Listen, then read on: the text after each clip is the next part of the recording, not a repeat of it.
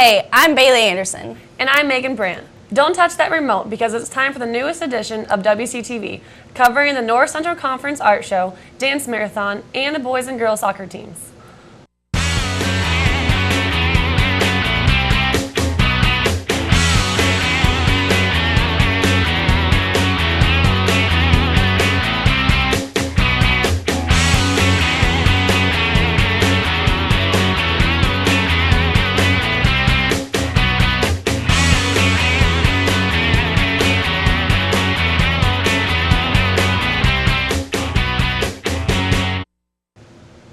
If you already haven't noticed, Bailey and I have done a little bit of redecorating in the studio this week with these fine pieces of art.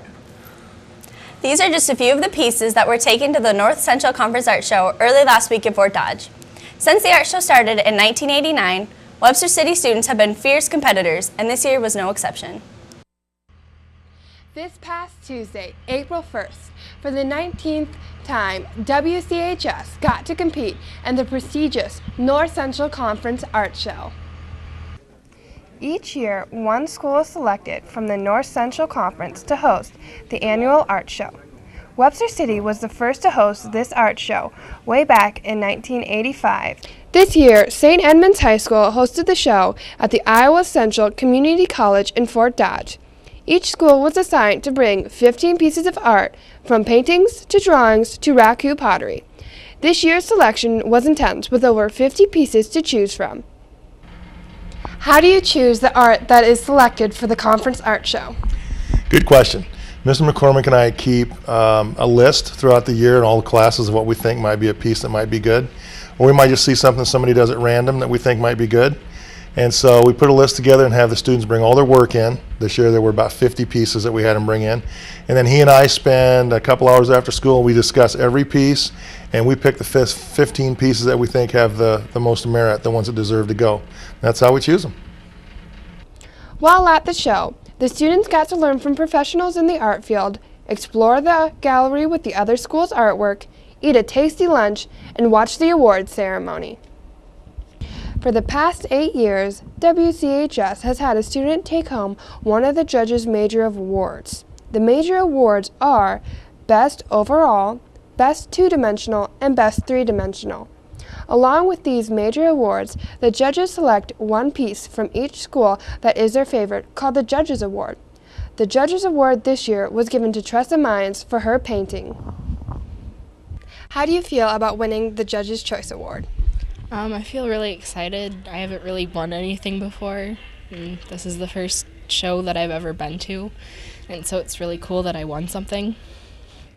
The stress was high as students awaited to hear if they could hold on to their 8th consecutive winning streak of the major awards handed out by the judges.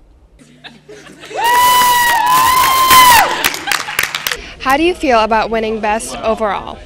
Well, I mean, it was nice, and I was working for this really hard, and I just want to thank all my sponsors and my mom and dad and my art teacher for supporting, so yeah, it was nice. If you missed out on the art show this year, don't worry, you're in luck. Webster City will be hosting the 20th annual art show. I'm Angie Dunley, reporting for WCTV, and if you haven't checked out some of this awesome artwork, you might want to do so within the next week before it gets taken down. Man, Megan, I'm still trying to get my energy back from the dance marathon last Saturday. That wore me out. Oh, I hear you loud and clear. I danced that night away. The dance marathon was a huge success last weekend with more than 80 students signed up. Webster City High School raised $4,500 to support the Children's Miracle Network. Catching up on some of the latest dance moves was our very own Jesse Hansen. Jesse? In only its second year of operation, our very own Dance Marathon is already becoming one of the most renowned organizations in our high school. And the entire Dance Marathon organization has raised over $6.5 million for the Children's Miracle Network. And just listen to these rave reviews. I had fun kicking it for the kids. The Dance Marathon is a fantastic cause because the money goes to kids who have medical problems and need lots of extra money and care. And I think it's awesome. I think it's a really cool cause, and I think we should keep doing it. The fact that nobody cares about looking foolish because it's for a good cause. You don't get that kind of praise overnight. It took Mrs. Ryan and a team of dedicated students several months of planning and preparation to pull off the dance marathon. And they had a lot to prepare. There was basketball, dancing, both virtually and in reality, Guitar Hero, beanbag toss, a lot of food, a Wii, and a limbo. And that all presents one question. What's the best part of Dance Marathon? My favorite part about the dance marathon is the morale dance that we do every hour because it is super awesome.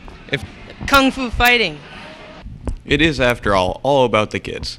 And Dance Marathon is a great way to help out your community and have fun at the same time. I'm Jesse Hansen for Wctv.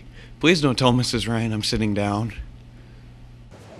Megan, pretty sure the dance marathon ended last Saturday. So you can sit down now. Oh, what? Oh, well, I was just going to start dancing, but I guess this isn't the best place for me to try and burn some calories. Well, Megan, maybe you should try playing the field with some of the soccer players. The boys and girls recently started their seasons and are working hard to bring their game to the next level. Let's pass the mic over to Rachel and get the inside look at the soccer teams.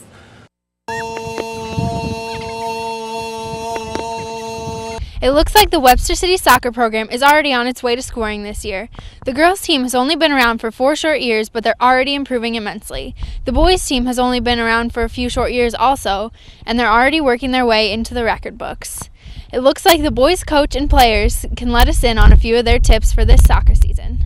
What we're working on this year is we're really trying to stress teamwork and working together, talking a lot, and making sure we're passing, going to the open lanes, things like that. My goal for soccer season is to win. I want to score something. Yeah! It looks like the boys soccer team is going to score this year with their intense practices, dedication, and mad skills. They're expected to have a great season and maybe even win a ticket to state. Now that we know how the boys have gotten the ball rolling, let's kick it over to the girls. I'm really looking forward to an exciting season this year, Rachel. And in fact, our team, I think, could be the best in Webster City history. We have terrific talent on this team. We're very young. We're only going to be starting one senior, but we were very fast and a lot of good skills. We've got a lot of work to do, though, to develop those skills. And it's early in the season, but I'm looking forward to a great winning season. And if things go well, perhaps even we'll go to state. I'm really hopeful about that. So that's a possibility for us. I want to score a goal! My goal is to lead the team and to win more games than we ever have before. The Webster City soccer program is fairly new, but in its short time has come a long way. The upcoming Webster City soccer season will definitely be one to watch. I'm Rachel Hostetler reporting for WCTV, and I got to get back to kicking it with the team. Thanks, Rachel. Hey, Megan, have you heard the latest forecast? It's supposed to be warm and sunny next week. You know what that means. Yeah, it means all the Lynx teams will be in full force next week, competing in soccer, tennis, golf, and the track teams gearing up for the annual Lynx Relays. So pull out your flip-flops, sunglasses, and head out to support your Lynx. Also, good luck to all the FFA members heading to the state convention. We love you!